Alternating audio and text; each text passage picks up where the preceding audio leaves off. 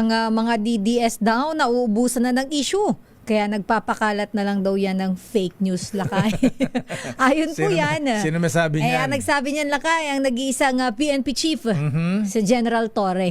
Alamin natin ang buong detalye mula kay RH52, Edniel Parosa. Edniel.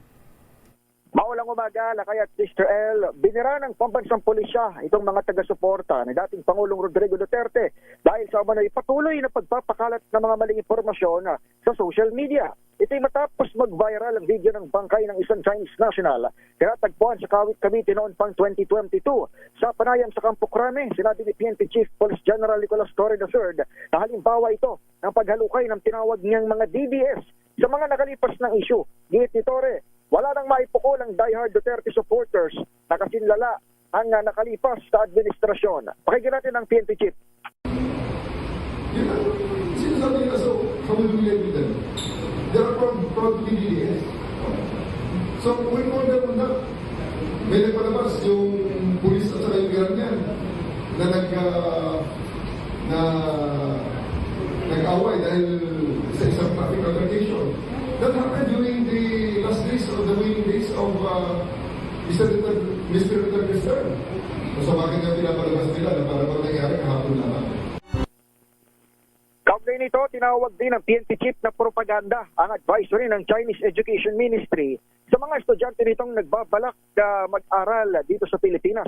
Ayon kay Torre, walang basihan ang security risk na inaabiso ng China, lalo pat ang mga kaso ng mga krimen kamakailan na kinasasangkutan ng mga Chinese nationals ay kaso ng Chinese laban sa Chinese. Ginawa ni Torre ang pahayag kasabay na rin ng pagpalag ng Department of Foreign Affairs sa nabanggit na abisong inilabas ng China.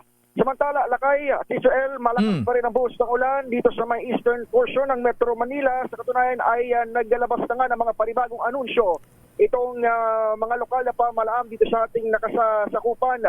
Di nakahuli dito yung Marikina na nagkakansila na ng pasok sa lahat campus ng papubliko at pribadong paaralan sa mamayang hapon ito. Afternoon session. Afternoon classes. Oo, ganoon din sa Mandaluyong, pero yung sa Mandaluyong ay hanggang sa senior high school lamang ang kanselado ng afternoon classes. Sa Pasig naman ay automatically suspended na rin yung face-to-face classes hanggang si senior high school.